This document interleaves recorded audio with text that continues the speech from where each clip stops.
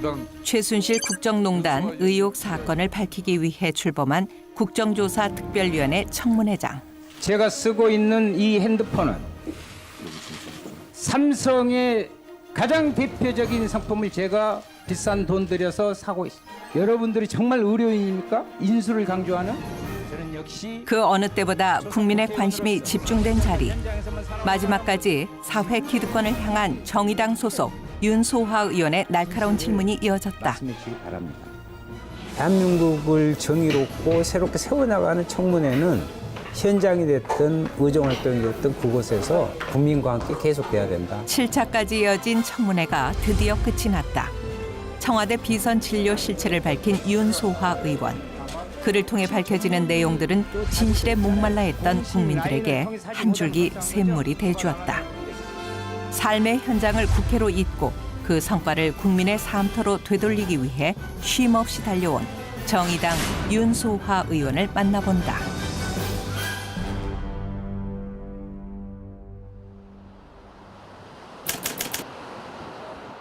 국회에서 500여 미터 떨어진 오피스텔촌. 윤소화 의원은 지난 6월 1일 20대 국회가 개원된 후 작은 원룸에서 혼자 살고 있다. 국회에서 최대한 가까운 곳에 최소한의 공간. 그는 이곳을 집이 아닌 숙소라 부른다. 잠자는 공간마저도 업무의 연장선이라 여기는 건 아닐까.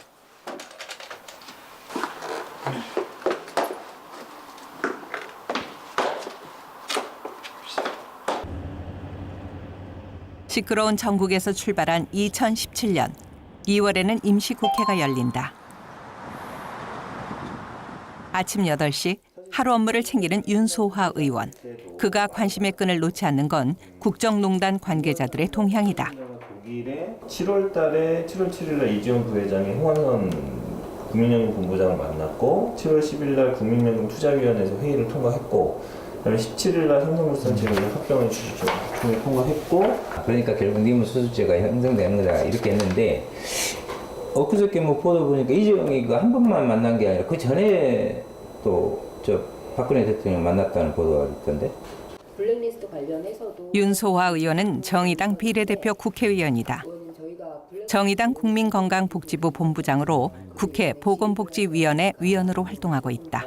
인물 정보부터 다 살펴봐 주셔야 됩니다. 저는 보건복지 소속이기 때문에 특히나 이 의료 게이트 차원병원이라든 김영재, 김상만 그리고 서울대병원의 이렇게 특혜 YJ 콥스 뭐 등등의 이것이 이 세월호 7시간의 퍼즐을 맞추고 거기서 우리 아이들이 진짜 그 희생돼 갔을 때 대통령 뭘 했냐 하는 부분들의 전후 과정은 그 무엇보다도 보건의료 농단에 그것에 있지 않았느냐 그래서 그 부분을 중점적으로 저는 파고들었습니다. 정의당 국민들에게 그의 이름 석자가 알려진 건 이번 국조특위 청문회다. 고 황유미에게 500만 원 내밀었고 아니 정유라에게 300억 원 내미는 게 삼성이에요. 김영재 증인은 의료농단의 한 중심에 서 있습니다. 그가 청문회에서 주목한 것은 청와대 비선 진료 의혹, 청와대 약물 문제를 가장 먼저 구체적으로 지적한 이가 바로 윤소화 의원이다. 네, 맞습니다. 최순실로부터 본격적인 특혜를 받기 시작하는 시점에 모두 개명을 합니다. 여러분들이 정말 의료인입니까? 인수를 강조하는? 제가 좀 그런 편인데요. 시골에서 살다 보니까 정이 좀 많은 편입니다. 사람에게는 정이 중요하죠. 그런데 절대 이들을 처벌하는 원정주의가 작용돼서는 안 된다. 철저하게 규명하고 철저하게 단죄해야 된다. 그래야 대한민국이 거듭나고 경제도 새로운 구조로 새로운 질적인 전환을 한다. 그래야 진짜 대한민국 경제가 발전하는 거다. 아프지만 우리가 제대로 정말 사법정의, 경제정의, 노동의 정의, 이 정의를 실현하는 부분이 돼야 되고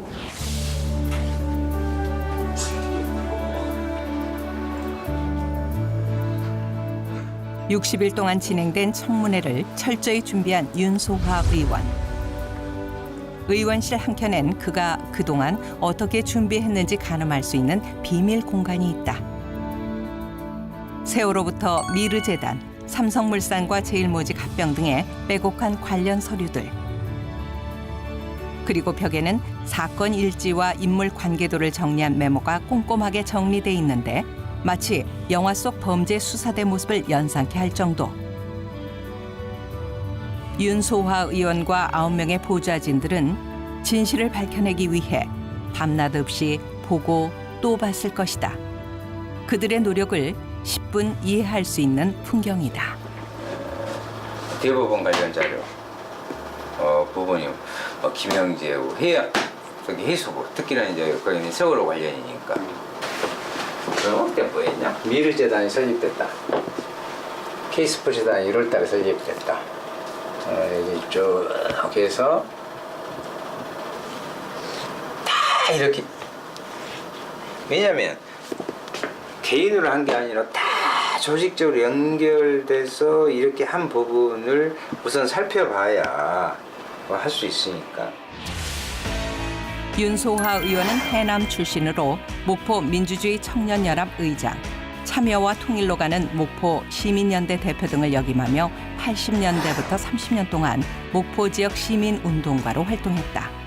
정의당 비례대표로 20대 국회에 입성한 후 국회 보건복지위원회, 정치발전특별위원회 등 시민운동의 경험을 살려 활발히 의정 활동을 하고 있다. 수십 년간 싸워왔음에도 불구하고 제도적 제약, 현실 정치가 갖고 있는 부분에 대한 접촉면이 없다 보니까 그것을 풀어내는데 그 한계. 그래서 가서 똑바로 해야겠다. 대신 여의도 공간, 국회라는 공간 안에서 멈추지 말자.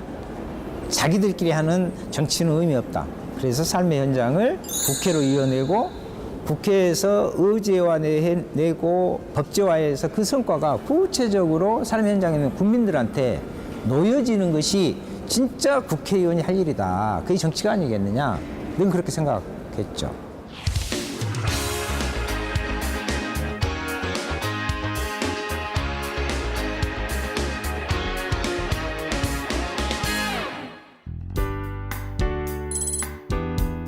목포는 윤소화 의원이 30년간 시민운동을 했던 지역. 지금은 가족이 살고 있어 주말마다 내려온다. 설을 앞둔 주말, 시간을 내 노인복지관을 찾았다.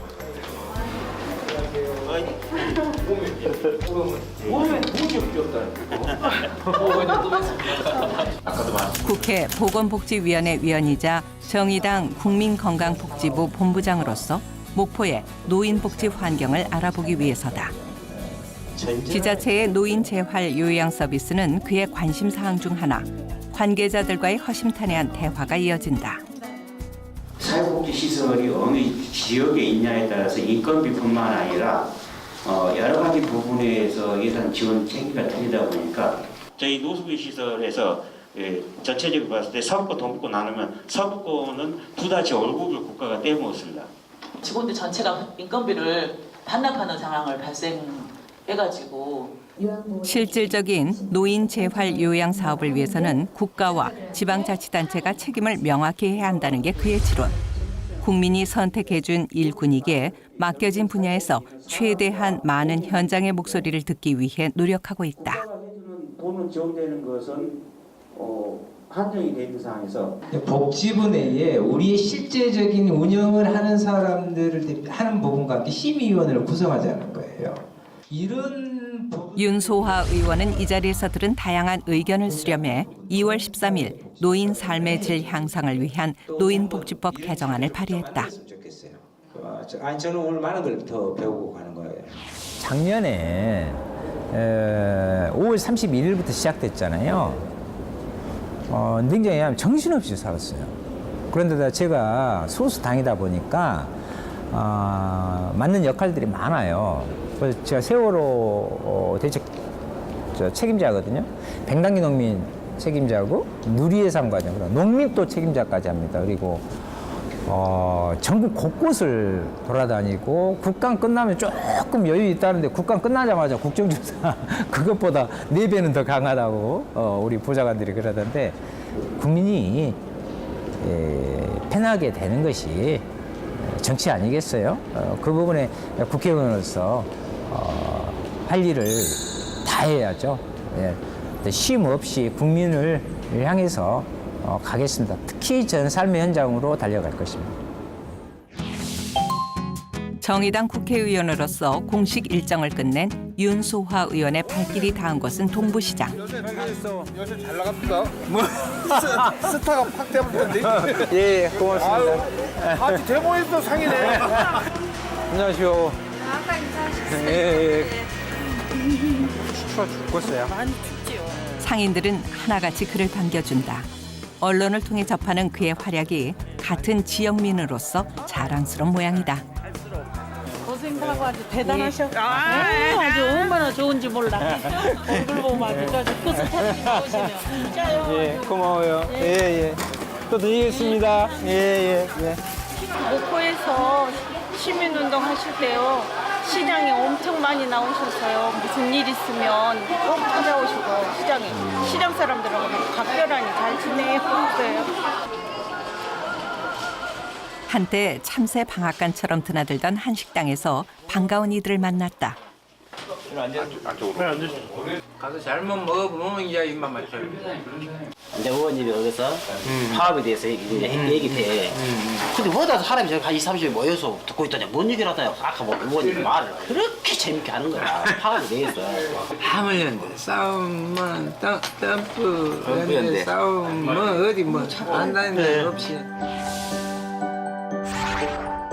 청년 윤소하는 차별과 불평등이 없는 사회를 만들고 싶었다. 시민운동이야말로 세상을 바꾸는 힘이라 믿었다. 그 신념 하나로 30년 한 길을 걸어온 것이다. 우리도 이제 뭐 운동권이지만은 그 밑바닥부터 사는 사람들 이렇게 찾아다니고 하니까 그게 우리들한테는 엄청나게 이제 가까워진 이유 중에 하나고 또 그럴수록 또 고생은 또 말도 못하죠.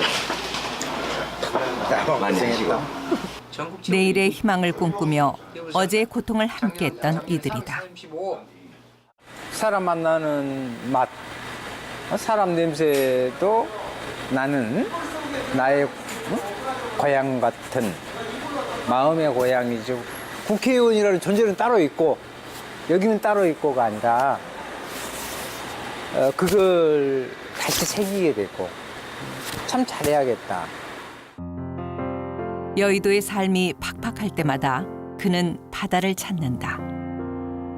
이웃을 위하고 지역 발전을 위해 살겠다 다짐하며 다시 한번 마음을 다잡는데 그는 오늘도 바다에서 힘을 얻는다.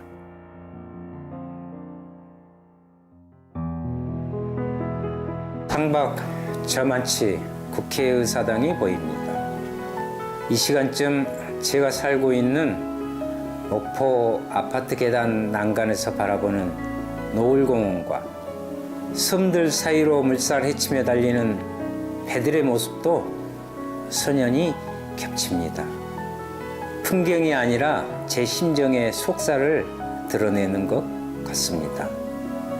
지역과 중앙, 국민의 삶의 현장과 정치를 일치시키는 그 모습으로 살겠습니다. 의정활동의 성과를 국민의 삶터로 온전히 되돌리겠다는 다짐을 새겨봅니다.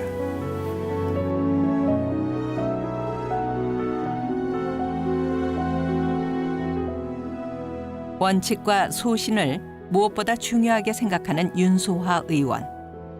그는 어떤 정치를 하고 싶은 것일까? 제일 처음에 들어왔을 때 많이 물어보더라고요. 제일 존경하는 정치가가 누구냐고. 저는 어머니입니다 그랬어요. 무슨 뭐 어머니가 여성만으로서의 어머니라는 게 아니고요. 진짜 우리 어머니들은 아이들이 아프면요 잠을 못 주무셔요. 그리고 아이들 배고프잖아요. 드시지 않아요. 무슨 이야기냐면 그런 마음과 시선으로 국민을 향해라. 그러면 그 다음에 발걸음이 이어질 것이다. 윤소아 의원의 아버지는 교육계 공무원으로 늘 바빴다. 아버지의 빈자리를 채운 건 어머니셨다. 어머니는 국회의원이 된 아들을 보지 못하고 돌아가셨다.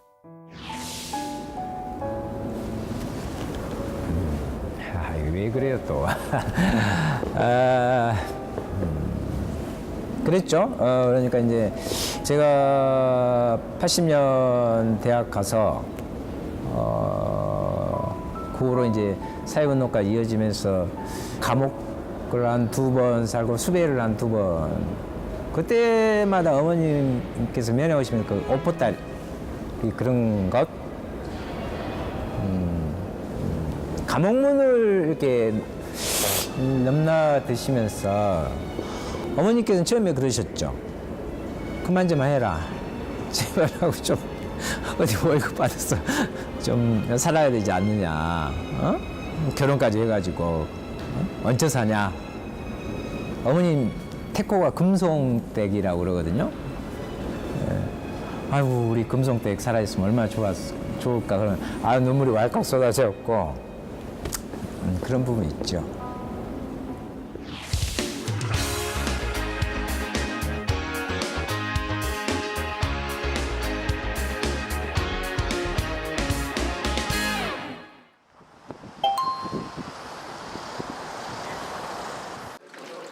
지난 1월 18일 국회 정론관은 청소년들의 열기가 가득했다.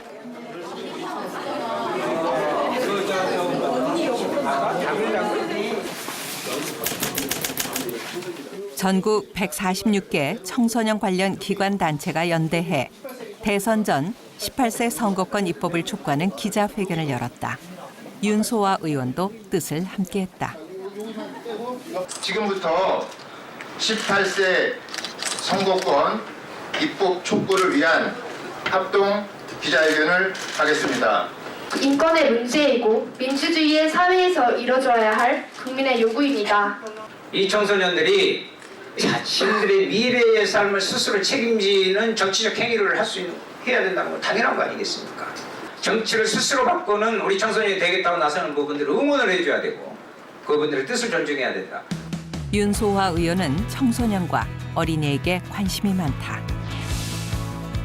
그가 국회의원이 돼서 가장 먼저 발의한 법안도 만 16세 미만 어린이 입원 진료비를 국가가 책임져야 한다는 골자에 어린이 병원비 걱정 제로법.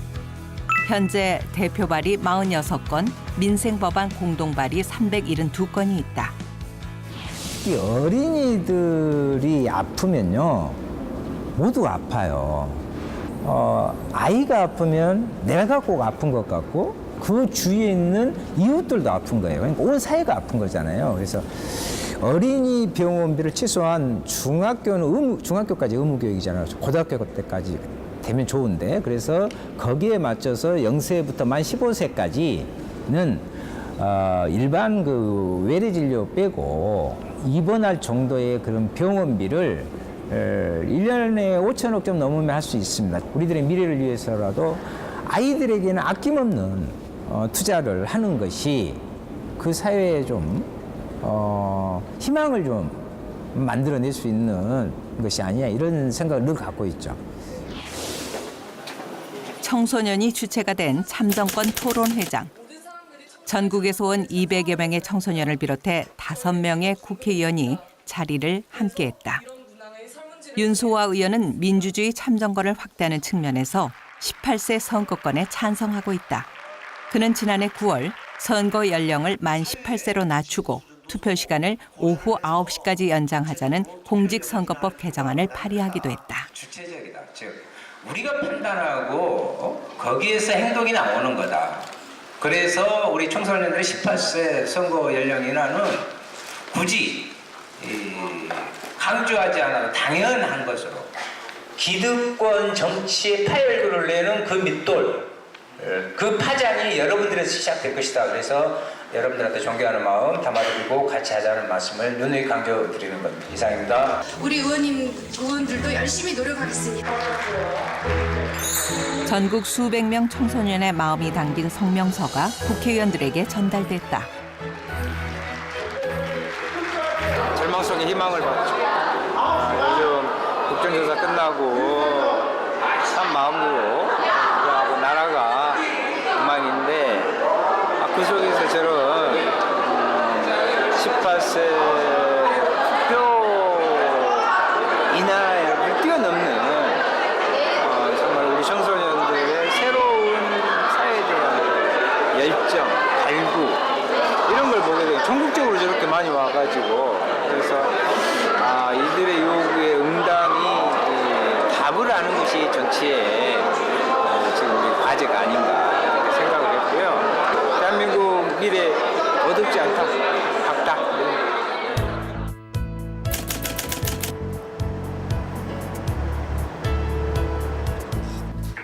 그날 밤 윤소화 의원은 늦은 시간까지 자리를 지켰다. 20대 국회 개원 이래 4.16 세월호 참사와 고 백남기 농민 사망 사건, 누리과정 예산 등 굵직한 문제를 도맡아 해왔다. 정의당 의원으로서의 어느 것 하나 소홀히 할 수 없다.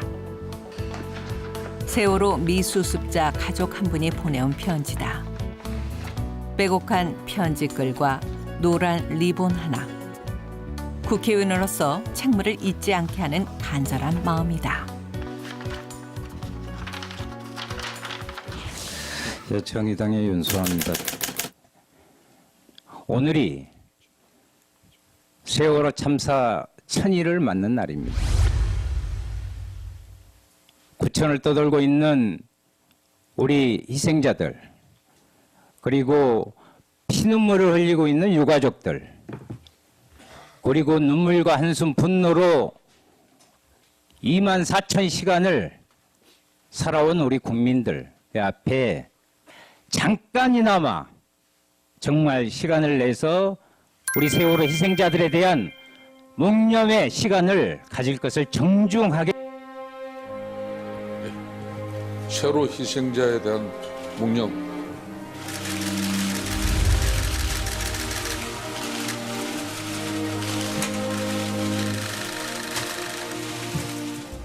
그러니까 이제 꼭 갖고 다니지, 가방에.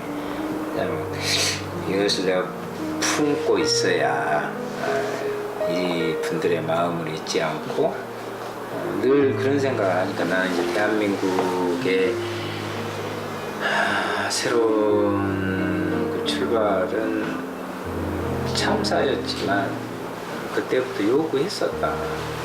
2013 4월 16일부터 대한민국의 대변화를 그 아이들이 희생당하면서 이미 요구했었던 것이고, 이것은 정말 그래요.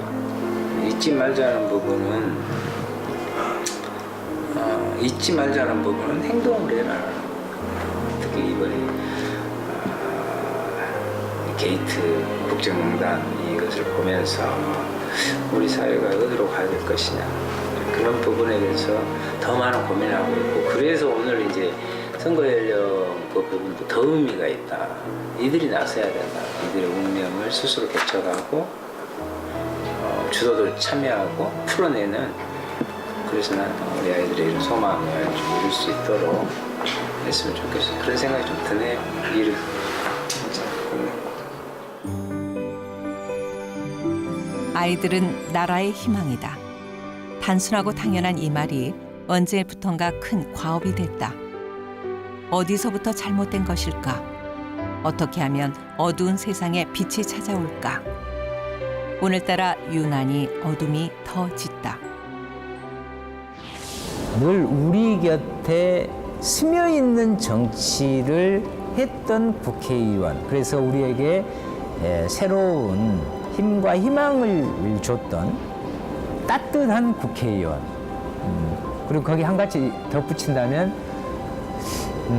한편으로 냉철해야 되지만 또 한편으로는 정이 많은 국회의원이었다, 이런 이야기 듣고 싶죠. 예. 저 울기도 잘 울어요. 자신을 찾는 이가 있으면 어디든 언제든지 달려가는 윤소화 의원. 어머니의 마음과 시선으로 국민을 위하는 게 제대로 된 정치의 출발이자 국회의원의 소임이라 그는 믿는다.